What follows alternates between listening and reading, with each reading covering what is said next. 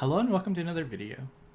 In this video we're going to be working on island perimeter, and in this problem you're given a grid, row, column, and you basically have either land cells or water cells, and you want to return the perimeter of all the land cells. So they show the perimeter by these little lines.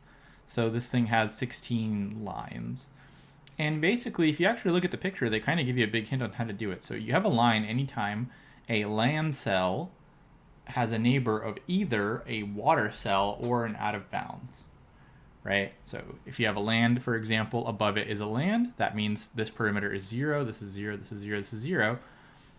So they represent that with the black. And then this yellow, every time we have a land cell and there is a water or out of bounds, that's a perimeter of 1. So essentially all we have to do is just go through our grid, check if our cell is land or not, 1 or 0. And if it's a land, we have to check its neighbor cells. So let's say we're here. We have to check this cell, this cell, this cell, this cell, and check if it's either water or out of bounds, then we add to the perimeter. So for example, for this cell, the left is water, the right is water, the top is water, and the left is land. So we have 3. Then here, everything is land, so this is 0. Then here we have water, water, water, land, so 3 more. Then here we have water, water, out of bounds, land, 3 more. Then here we have land, land, water, water, so 2 more. So I think that's like 11 so far. And then here we have 12, 13. And here we have 14, 15, 16. So that's basically all we have to do is we can go to every cell, check if it's land, and then visit all its neighbor cells. And to visit all the neighbor cells from one cell is only 4, right? Because there's only 4 neighbor cells. So then we basically have an n by m by 4, which is totally fine. So that's what we're going to have, which is totally fine. You can maybe make this like a little bit better by having some kind of visited or whatever, but no need for that because that way we can have a constant space solution. Yeah, so that's basically what we're gonna do in Java. So pretty easy grid traversal. So let's do that. So first, to visit neighbor cells, we're gonna use directions, and I think this is very helpful. When you want to go from a cell in, up, down, left, right, we can just make a directions array.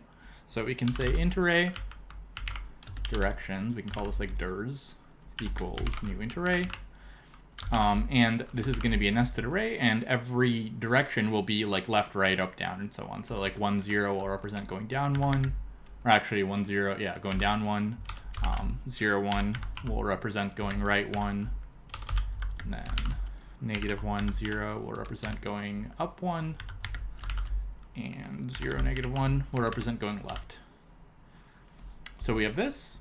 I think you actually have to do this. There we go. So we have this. We also want the dimensions of our grid, so we can say rows equals grid length, and columns equals grid 0 length.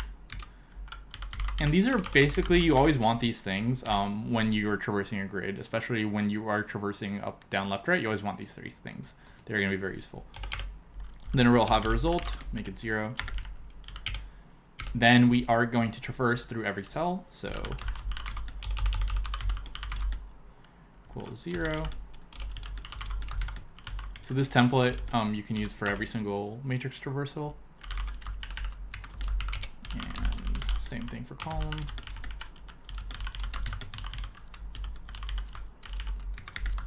So basically what we need to do is we need to check if the cell is in water or a land. And if it's a water, it has 0 perimeter, but if it's a land, then we need to check the neighbor cell. So we can say if grid row column does not equal 1, let's just continue.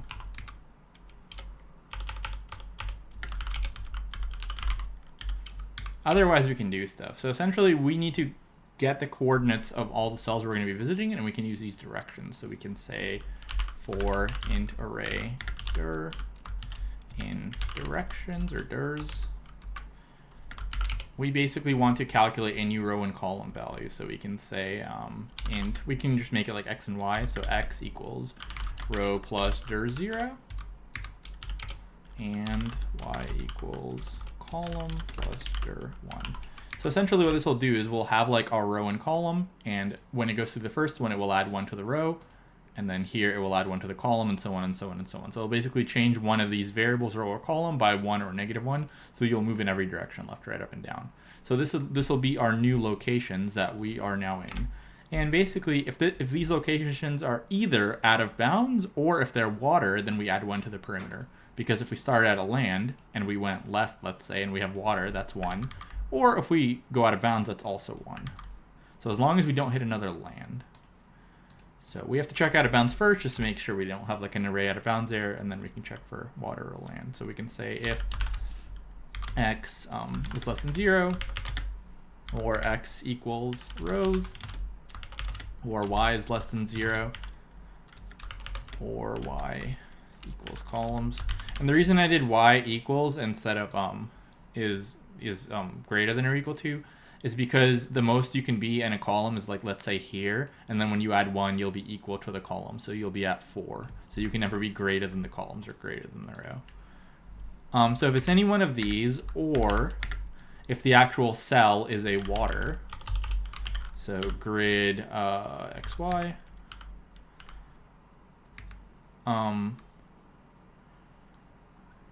yeah, so for these, if grid xy equals 0, then this is basically water, and then we can add to our result. I think we might have a problem here because we initialize these in a loop. Yeah, so we can't initialize these in a loop. We have to like make them somewhere else, I guess. So I guess we can say like int x. Or actually, no, it's totally wrong. So what we actually want to do is we do want to initialize them here, but we want to do this every single time. So this needs to be in here. So like this.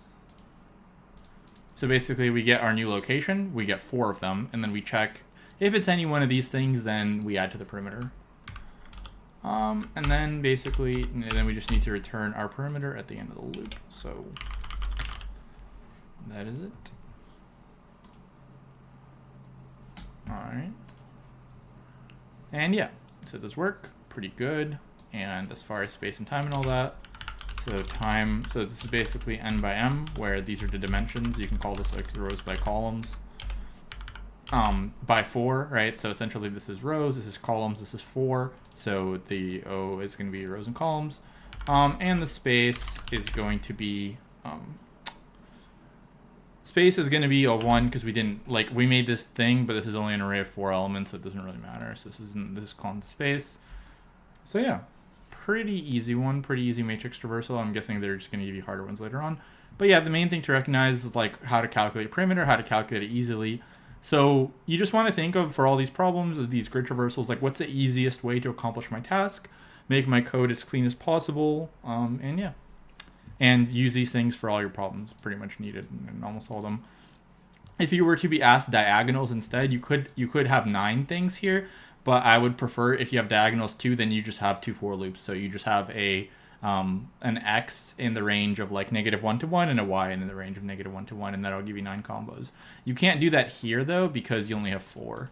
So it becomes kind of weird. So it's easier to just make the directions array, but some of them they do ask you, like you can go diagonally, and that's how you do it.